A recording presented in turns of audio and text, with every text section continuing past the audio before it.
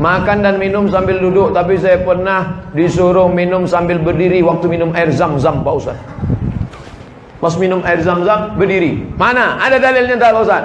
Rana Rasulullah sallallahu alaihi wasallam yashrabu zam-zam qa'iman. Nabi sallallahu alaihi wasallam minum air zam-zam berdiri. Nah, kata Ustaz Somad minum duduk. Kenapa Nabi Muhammad minum berdiri? Kenapa minum air ini mesti duduk? Karena waktu duduk saringannya telentang, ketika berdiri saringannya telungkup. Minum air zam-zam berdiri tak perlu pakai saringan, karena air zam-zam air yang tersuci di dunia. 2-0 orang yang mengejek Nabi SAW. Ini Nabi kalian ini pelintat-pelintut nih. Suruhnya orang minum duduk, dia sendiri minum berdiri. Kau yang mengejek Nabi Muhammad, nampak jahilmu 2 kali lipat. Kenapa minum berdiri? Nabi minum berdiri karena air zam-zam tak perlu disaring, air yang paling suci di dunia. Waktu saya pergi ceramah ke Kuala Lumpur, ada bapak-bapak punya air penyaring dari Jepang. Jepang, made in Japan. Made in China tak laku sama dia. Lalu kemudian datanglah orang Jepang tadi, kata si bapak tadi, hebat air yang disaring pakai ini. Oh hebat Pak. Tunggu sebentar ya. Dia masuk ke kamar, dibawanya air zam-zam. Tolong bandingkan sama ini. Loh kok lebih bersih ini? Ini dari Mekah ya, kata dia. Iya tahu juga rupanya dia. Walaupun dia tak bersunat, tahu dia mana air itu. Itulah hebatnya. Gimana cara menghadapi suami yang susah bangun untuk sholat subuh, Pak Ustadz? Idealnya, ini yang bertanya ini pasti perempuan. Idealnya bapak tuh yang membangunkan ibu. Diambilnya air, memercikkan air ke wajah ibu untuk ngajak tahajud. Bangun! Itu kalau nikahnya udah 20 tahun. Tapi kalau yang baru pengantin baru kemarin, wake up my honey, wake up my darling. Mestinya begitu. Tapi nasib ibu apa boleh buat, jangan ibu mengutuk nasib. Bagaimana Pak Ustadz? Dalam hadis pun dikatakan sebaliknya, si istri pun boleh memercikkan air. Cuma hati-hati, takutnya dia preman tengik ditembak. Oleh sebab itu bang, abang sholat lah bang. Aku tak mau sekamar sama babi hutan bang. Bayanglah bang, sekarang umur ini cepat matinya bang. Karena ada lagunya tuh bang, orang kaya mati, orang miskin mati, mati, abang pun akan mati. Sembayang lah bang, nah, insya Allah sembayang dia. Tengoklah tuh bang, ada orang batuk mati, minum kopi mati. Masa ada orang minum kopi mati? Ya kopi Mirna kemarin mati dia bang. Saya ingin mendaftar haji seizin suami saya. Apakah boleh saya berangkat haji tanpa suami atau tanpa mahram Pak Ustadz? Pendapat Imam An-Nawawi dari kalangan mazhab Syafi'i, kalau keberangkatan itu untuk haji dan ada aman perjalanan, maka boleh tanpa mahram. Aman, suami izin, aman perjalanannya. Ada ketua kloter, ada tim pembimbing ibadah, ada dokter, 3 orang yang dibiayai oleh negara, lalu kemudian pula ada security, aman, maka boleh berangkat. Bukan kata Abdul Somad, jangan salahkan Abdul Somad. Saya ngutip-ngutip aja nih. Kalau mau marah-marah sama imam-imam, jangan sama saya. Mohon jelaskan tentang pajak 2,5%. Mana ada pajak 2,5%? 15% pajak. Pajak pendapatan, itu zakat. Apakah boleh dikumpulkan dulu selama setahun, setelah itu baru didistribusikan di kampung halaman? Maka zakat itu siapa yang kena zakat? Yang berpenghasilan 85 gram. Ingat, 85, 85, 85, 85, 85. Jangan keluar dari sini jadi 58. Dalam perjalanan hidup ibu bapak tahun 85, apa yang paling berkesan? Ingat itu, 85 gram emas. Kalau penghasilanku sebanyak itu, maka aku sudah kena zakat. 85 gram sekarang harga emas 500.000, maka 85 kali 500 sama dengan 42.500.000. Dibagi 12 bulan. 42.500.000 bagi 12 sama dengan 3.600.000. Payah ngitung 3.600.000, 4 juta. Siapa yang berhasilan 4 juta, keluarkan zakat 2,5%, 25.000, 25.000, 25.000, 25.000. Yang punya zakat, yang punya duit 4 juta, zakatnya 100.000. Pak Ustadz, saya keluarkan 100.000 tiap bulan atau total 1.200.000? Bagus tiap bulan. Kan sama aja 1.200.000. Jumlahnya sama, setannya beda. Kalau 100.000 ringan. Tapi kalau sudah 1.200.000, allazi waswisu fi sudur. Mau kemana bro? Mau bayar zakat. Berapa? 1.200.000. HP Android 1.300.000. Tengok. Kalau jin yang menggoda kita, bisa kita bacakan ayat kursi. Ini kawan sekantor kita. Kita bacakan sama dia, hafal pula dia dari kita lagi. Maka kalau kita bacakan Allahul Qayyum la ta'khudhuhu sinatun. Kenapa kau bacakan aku? Aku mau bayar zakat, kau goda-goda juga. Tulis besar-besar nih, jangan menggoda saya karena saya rentan tergoda.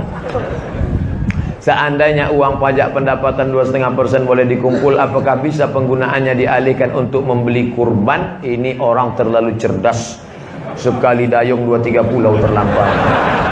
Hanya zakat saja untuk zakat. Adapun untuk kurban, kau berkurbanlah saudaraku. Berkurban itu hukumnya wajib menurut mazhab Hanafi. Alhamdulillah. Menurut mazhab Maliki, Hambali, Syafi'i sunat muakkad. Saya Syafi'i. Kurbanlah. Fasalli li rabbika wanhar. 2,5 juta. Ingat, duit yang kau simpan tak mau keluar akan keluar juga dengan caranya sendiri. Meletuplah ban, datanglah sakit. Saya bukan nakut-nakuti. Peganglah, silakan, akan keluar dengan caranya sendiri. Ingat, tengok, waspada. Saya ingin mengakikahkan anak saya, tapi saya belum diakikahkan. Mana yang lebih utama? Mengakikahkan anak saya? Karena biaya tak cukup Pak Ustaz. Akikah saya itu tanggung jawab ayah saya. Akikah anak saya itu tanggung jawab saya. Ketika saya punya duit 2,5 juta, saya lunasi tanggung jawab ayah saya atau tanggung jawab saya? Tanggung jawab saya. Saya punya duit 2,5 juta, anak lahir, maka saya akikahkan anak saya. Setelah saya akikahkan anak saya, rezeki bertambah, sekarang ada duit 5 juta, 2 ekor kambing. Maka saya boleh mengakikahkan diri saya. Bapak ibu yang belum akikah, malam ini ada duit, langsung cari kambing. www.kambing.com. Assalamualaikum Pak Kambing. Salam. Bisa tolong carikan kambing ya besok. Besok siapa yang mau akikah besok, tolong kirim alamat, saya insyaallah datang ke sana. Tapi kalau umur sudah 40-30, akikah saja. Jangan minta ayun pakai marhaban. Marhaba ayyanun.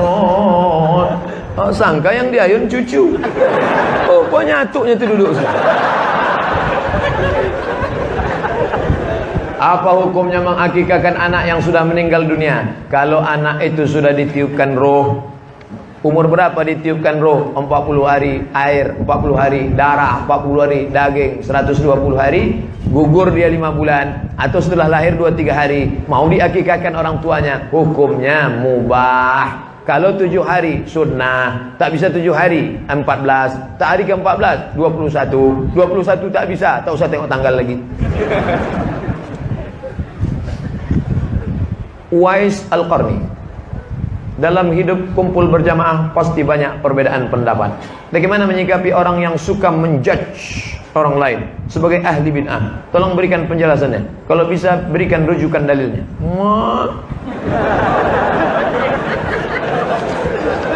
Tidak boleh. Ini saya kutip pendapat Ustadz Abdullah Hadrami, saudara kalangan Salafi dari Malang. Apa kata Ustaz Abdullah Hadrami? Murid langsung Syekh Ibnu Utsaimin, 4 tahun mulazamah dengan Syekh Utsaimin di Makkah, di Saudi Arabia. Jangan menuduh saudaramu pelaku bid'ah kalau perbuatan itu tidak disepakati ulama bahwa dia bid'ah. Ketika kau katakan, hei pelaku bid'ah, maka bid'ah sama dengan hei dolalah, dolalah sama dengan hei penghuni neraka. Hati-hati. Selama masih ada dalilnya, tak boleh kau katakan itu perbuatan bid'ah. Tapi kalau sepakat ulama bahwa itu bid'ah, maka kau mesti menegakkan bendera kebenaran. Bid'ah, batil, haram. Tapi selama dia tidak bid'ah, ada dalilnya. Dalil dari jauh, dalil dari dekat, dalil am, dalil khas. Tak boleh kau katakan bid'ah. Apakah jodoh juga harus wajib kita selipkan di doa?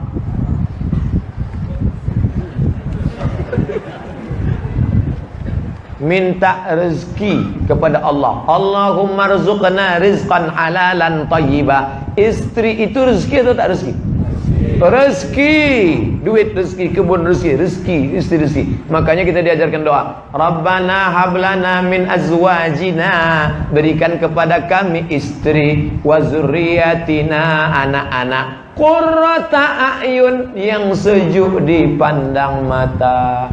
Keluar kita dari rumah panas, begitu menengok dia sejuk mata kita menengok. Masya Allah. Sedang lelah di kantor ditekan atasan, di jalan kena razia pula. Begitu sampai di rumah datang dia membawakan sejuk rasa abang. Iya bang, baru hidupkan nasi gitu.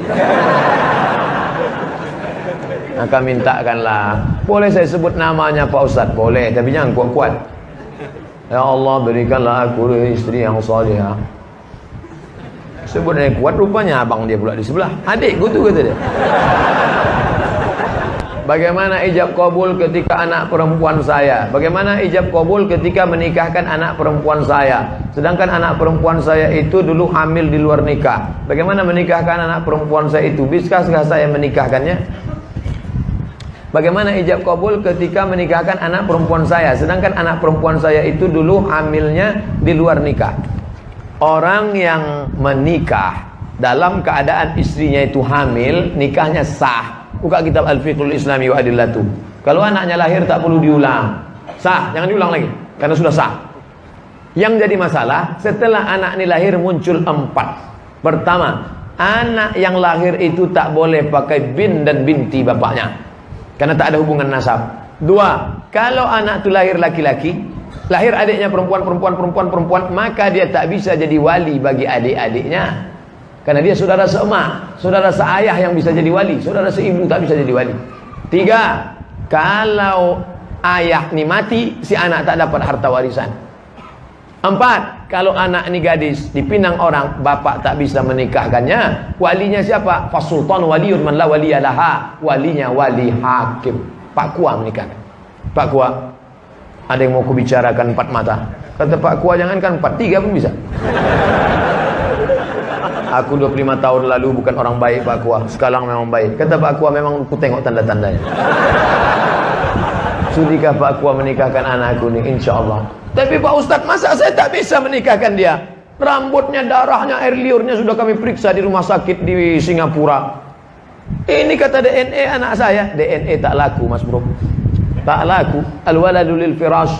Anak diakui kalau setelah akad baru hamil. Sebelum akad, salah saya apa? Salah kau mau tahu? Aku kasih tahu. Iya, mencoblos sebelum hari H. Itu salah. Tak sah menurut KPU.